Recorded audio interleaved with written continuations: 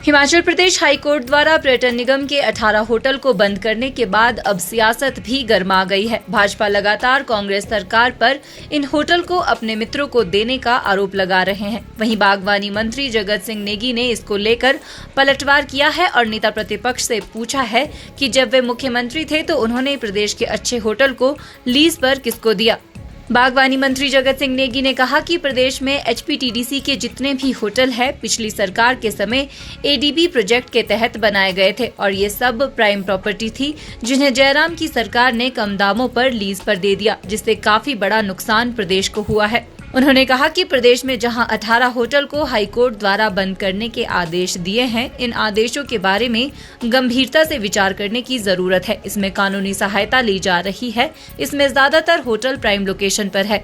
किसी होटल की 40% ऑक्यूपेंसी हो रही है, लेकिन 100% ऑक्यूपेंसी पूरे साल में नहीं होती। उन्होंने कहा कि हिमाचल में विंटर टूरिज्म अलग है और समर टूरिज्म अलग है और कभी सीजन में कम और ज्यादा होता रहता है। उन्होंने कहा कि जयराम ठाकुर ने अपने मित्रों को कम दामों पर होटल दिए। थुनाग में पर्यटन निगम की प्रॉपर्टी थी, उसे महिंद्रा क्लब को क्यों दिया? जयराम ठाकुर को इसका हिसाब देना चाहिए। मित्रों को तो भाजपा की सरकार ने दिया ना, जो 40-40 करोड़ के 70-70 करोड़ के जो होटल्स बनाए हैं वो बिना कोई मतलब सोचे समझे बहुत ही कम दामों पे दिया। अब आप थुनाग का हिसाब लगाएंगे, बढ़िया लोकेशन सारा का सारा जो है, जो वहाँ प्रॉपर्टी बनी थी महिंद्रा क्लब को दे दिया। बताइए कितने में दिया है वो? जयराम जी उसका हिसाब तो दें, पहले अपने वहाँ से शुरुआत करें।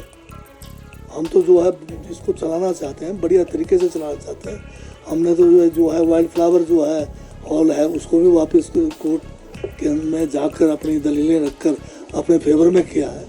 हम तो हिमाचल में टूरिज्म को बढ़ावा देना चाहते हैं और जो हमारे एसेट्स हैं हम उन एसेट्स को जो है एक धरोहर के रूप में रखना चाहते हैं। अब चायल है हमारा मशहूर है, आप उसको क्यों बेचने की बात सोच रहे हो? बीजेपी कह रही कि हिमाचल को नीलामी पर खड़ा कर दिया है कांग्रेस सरकार ने, आर्थिक प्रबंधन ठीक नहीं है। बीजेपी के अध्यक्ष, राष्ट्रीय अध्यक्षों या हिमाचल के अध्यक्षों, सबका आरोप यही है कि हिमाचल प्रदेश में स्थिति ठीक नहीं है, सरकार काम नहीं। एक बात तो आपको ये समझना चाहिए कि बीजेपी जो है सिर्फ एक काम कर रही है हिमाचल प्रदेश में। वो जो है देखना चाहते कि हिमाचल जो है आर्थिक रूप से भी कंगाल हो जाए और जो है लोकतांत्रिक तरीके से चुनी हुई सरकार को किस तरह से वो गिराए। अब जो इनका ऑपरेशन लोटस था वो फेल हो गया।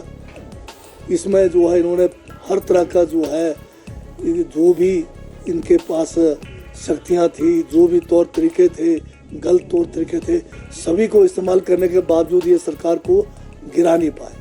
अब ये कोशिश में है कि किसी तरह से आर्थिक रूप से जो है प्रदेश कंगाल हो जाए और उसके लिए इन्होंने किया भी है। अब जब हमने ओपीएस लागू किया तो इन्होंने उसकी सज़ा हमें दी केंद्र सरकार से कि हमारा जो बोरिंग का जो एक परसेंटेज था उसको कम करके दिया है। जो केंद्र सरकार से हमें सेंट्रल असिस्टेंस मिलता था वो सारा रोक दिया है।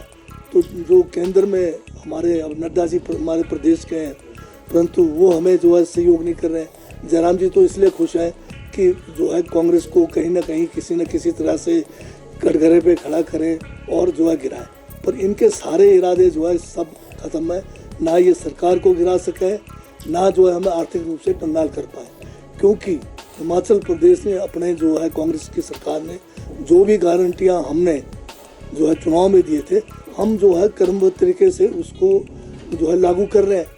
बड़ी गारंटियां हमारी पूरी हो गई है। ओपीएस का हमारा गारंटी पूरा हो गया है। हमारा जो है युवाओं को रोजगार देना है।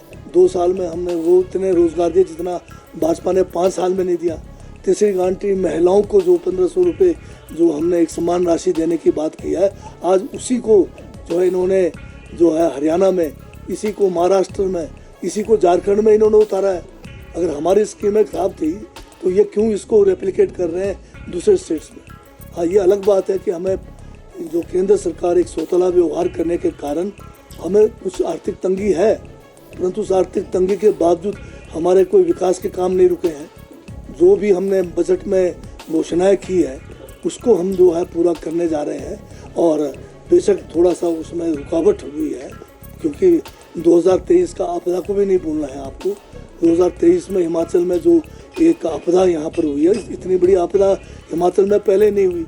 उसमें भी केंद्र सरकार ने हाथ जोड़ दिए, एक पैसा आज दिन तक हमें नहीं मिला। बेशक वहाँ पर नड्डा जी सेंटर में है, मोदी जी हिमाचल के बारे में यहाँ की सेब की तारीफ करते हैं, परंतु सेब के बारे में मोदी जी का भी जो है, जो इन्होंने वादे किए थे, जो बाहर से जो सेब आयात हो रहा है उस पर टैक्स ज़्यादा लगाने की बात थी, 75% था, उसको घटा के 50% कर दिया। आज 34 देशों से जो है, विदेशी देशों से जो है सेब हिमाचल में जो है आयात किया जा रहा है। तो ये हमें कहाँ मदद कर रहे हैं बताइए। जयराम जी पहले बहुत रोज़ बोलते रहते थे सरकार आज गिरी कल गिरी, यहाँ तक भी कहा कि भगवान भी नहीं बचाएगी इनकी सरकार को। क्या भगवान के साथ डायरेक्ट जयराम जी का तार बना हुआ है? अब वो जो है जयराम जी ने आजकल कुछ और बोलना शुरू कर दिया और ये जो सरकार गिराने का अब जो है दायित्व जो है उनको दे दिया, हर्षवर्धन जी को दिया हुआ है। आजकल हर्षवर्धन जी कहते हैं सरकार गिरेगी और जयराम जी कहते हैं सरकार कंगाल हो जाएगी, और दोनों के जो है मुंगेरी लाल के हसीन सपने हैं, दोनों सपने पूरे नहीं होने वाले हैं। हम हिमाचल को जो है कांग्रेस की सरकार, इसको जो है जो हमने वादे किए हैं और जो भाजपा ने 5 सालों में पिछले इनके सरकार के समय में हिमाचल को आर्थिक रूप से पटरी से उतारा, हिमाचल में जो यहाँ पर लोकतांत्रिक व्यवस्था है उसको समाप्त किया, उन सबको हम ठीक करेंगे। वहीं जगत नेगी ने कहा कि भाजपा नेता हिमाचल को आर्थिक रूप से कंगाल देखना चाहते हैं और जो लोकतांत्रिक तरीके से चुनी हुई सरकार है उसे किस तरह से गिराया जाए इस पर काम कर रहे हैं। लेकिन भाजपा का ऑपरेशन लोटस फेल हुआ है और अभी भी भाजपा कोशिश कर रही है। केंद्र ने हिमाचल की आर्थिक सहायता बंद कर दी है, जबकि जेपी नड्डा हिमाचल से है। बावजूद इसके हिमाचल की ग्रांट रोकी जा रही है। हिमाचल न्यूज़ 24/7 के लिए शिमला से हरदेव कुमार के साथ सपना शर्मा की रिपोर्ट। आप देख रहे हैं हिमाचल न्यूज़।